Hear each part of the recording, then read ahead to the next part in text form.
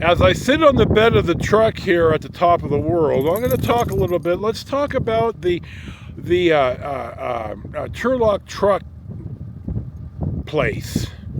I've talked about this. Let me get my hat straight. I probably have talked about this, but I want to get a bed cover, and I looked them up on Google, and so I went in there today. It was my second stop of the day. I'll talk about going to see Dr. Mark yesterday. I had to go in this morning, but to pick up a couple things. But it's going to cost me about $2,500 to get the right type of God. There's a term for it now. It's not a lid. It's like an accordion. I don't know if she called it collapsible or what. You know, my memory is mush. But I'm going to get the right type of bed cover with a lock. Now I'm going to point this out right here. Hold on. I have these bed rails, and there's a particular type of attaching device I think I have or I could buy, but there is an attachment that they're going to use so they don't have to pull the bed rails, but the bed cover is going to be able to attach to the truck and the bed rails using some type of adapter. So I wanted to point this out. Now, when I bought the truck, I made the comment that one of the few options that this did not have is the electronically locking latch on the bed gate. Well, I never thought that I needed it, but it turns out now when I get, a lid on, the lid locks, but you got to lock the gate as well, or they can get in. So I'm going to talk about, hold on here just a sec. Now, I'm going to pip this in because I'm too lazy to do it now, but I checked it at the truck place. You have to use a key, a traditional key, and I have a key fob, the RFID fob. Well, it turns out that there is a hard key in the fob, and I'll show that here because I'm going to take some film of it later and I'll pip it in, but oh hell, awesome, dude. So the thing about anything electronic, if it fails, what are you going to do? So I'm going to get I put $1,000 down payment. They're going to order the bed cover. They make it to order, it sounds like. So it'll be there Monday. I have a Tuesday morning appointment. I'm going to get this done. And what I'm going to do is I want to put some of the stuff out of KP2 in here, the stoves and some of the outside stuff like the stoves and the tables, so I could manage it better inside because there's just way too much crap inside, and I've already thought about this, and it'll be easier for me to manage the outside stove, cooking, chairs, without having to drag it in and out of the trailer. And bluntly, I've stumbled out the ramp. I got to be careful. So this is the answer, and I'm going to go with this. Briefly, I got a call from Victor from Acera, and I'm going to have to provide them either 3 years of tax returns. That's not going to happen, dudes. Or I'm going to either have to provide a copy of the card or the card itself.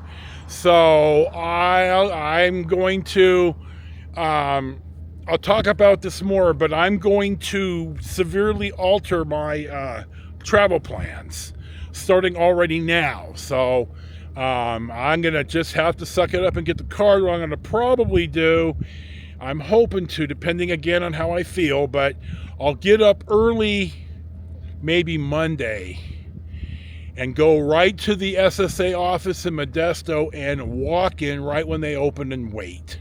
I don't think there's going to be another way around this. I got to get this done. So there you go. This is the Acera update. There is something where I wanted this clarified. Apparently, when I die, I'm going to be able to lump I don't know how much, to God damn, dude. I'm going to be able to give a lump sum to somebody, an inheritor, a beneficiary. So I thought, okay, because I made the comment, so I got to thinking, well, if you could beneficiary, hell, it could be a forever pension, and it ain't going to work like that. So I'm going to, when I fill out the documents, I'm going to fill that out, and I'm going to have a beneficiary for whatever it is, and there you go. So that's the Acera update.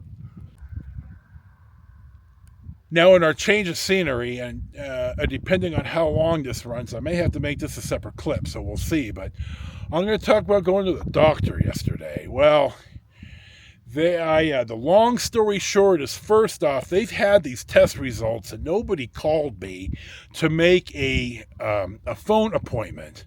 So when Dr. Mark said, we hadn't seen you since May, and I said, well, when you got these results, why didn't anyone call me? I said, we could have done this with a phone consult. So I'm not really happy about that, but let's talk about the results. Bluntly, the results are not, well, I'm glad I got results. But, here's a bike I'm going by. Looks like that is a Ducati.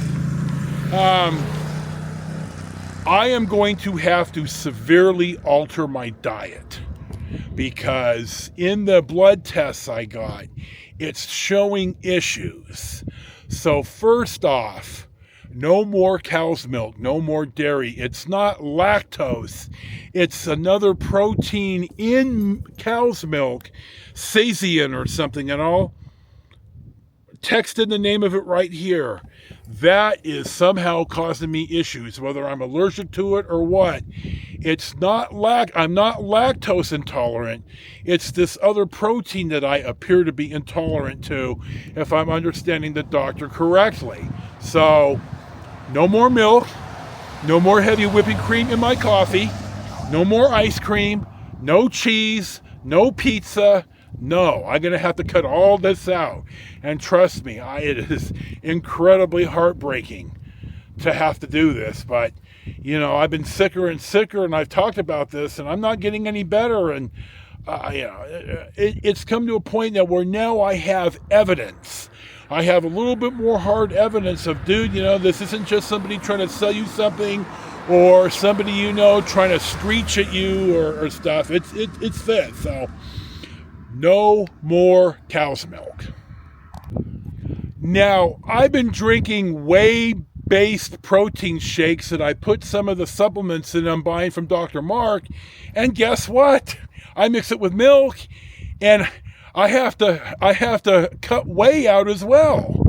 So I've been killing myself double with whey-based protein shakes made with whole milk. God, dude, it's like, thanks, Doc. You couldn't have told me this any sooner. God damn, I've been killing myself. So no more whey protein. There you go. No more oatmeal, no more oats, so no more oatmeal, no more peanuts, no more peanut butter. All that's going in the garbage. All that crap, it's gone. I don't have a choice anymore. So these are the primary things that we're going to talk about right now. These items that I can no longer eat. I'm also going to be tested for a full panel of food allergies, including celiac. Now, I'm going to cut the film right here, and I'm going to talk about somebody that I know with celiac, but I want to make this separate so I can replay it, because I in no way want to put any identifiers in, because I don't have this person's permission to name them, and bluntly, I don't think I don't want to, because, we all have privacy, and I love this person. They're in my circle. So I'm going to cut this here, then I'm going to talk about the celiac. If, in fact, I do have celiac, this is an incredibly radical change again. A person in my circle has it. This person's in their mid-40s, and I think, but don't hold me to this person that I know that has this, that I thought it came on in your late 30s or maybe early 40s, maybe in the last 5, 6, 7 years that you actually know. Well, I'm 63, and if this is what's triggered this nonsense 7 years ago, then, I'm not happy about any of this, but I just want answers. It's been 7 years and I don't know. So if it is celiac, well, it's a good thing I got the travel trailer because I could absolutely control my diet. Now, at the same time, my friend or my Hanai, the person in my circle that has this, they've had to they're absolutely diagnosed. It's not this, okay, this is the diet of the week, type that a lot of people do. No, it's like ADHD. I'm diagnosed by 2 different people. This is no joke, and it's serious. And my friend's celiac is serious. This is serious stuff, and you can't get contaminated. So if we go out to eat, this person will call the restaurant to verify that they are in fact CF and celiac friendly, and they do use entirely separate cooking utensils and preparation area, and there's no cross contamination. And this person asked us when we've gotten to the restaurant as well. So, if I do in fact have celiac, okay, if it's no celiac and no milk and okay, I'm good with this. I'm telling you guys, I'm tired of being this sick. This sucks.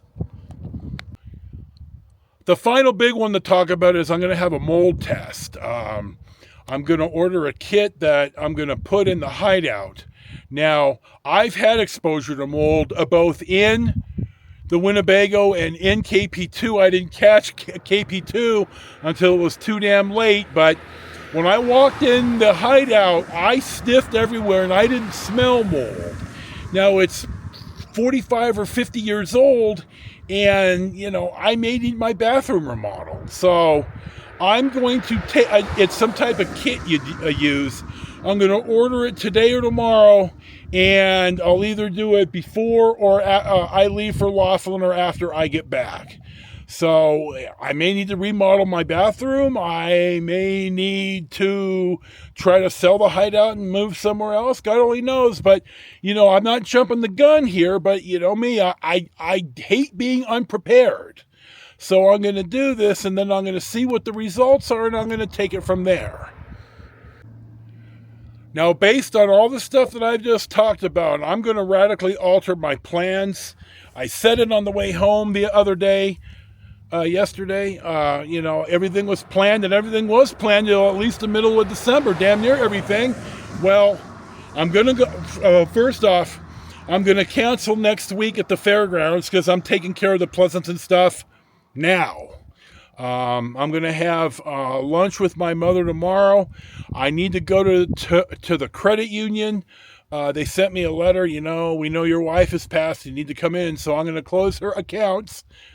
And I'm gonna get the money, and then I'm gonna head back out here. So I'm gonna take care of this now, and it looks like I'm not gonna be able to go to the ball game with my brother George and his people on next Thursday, a week from Thursday, because it's allegedly the last home A's game.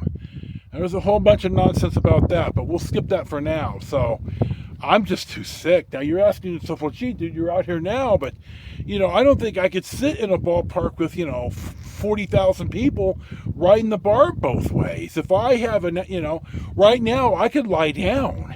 But if I'm at the ballpark and I can't hold my head up, it's going to be a problem, and I just can't take that risk. So I'm going to have to cancel that too.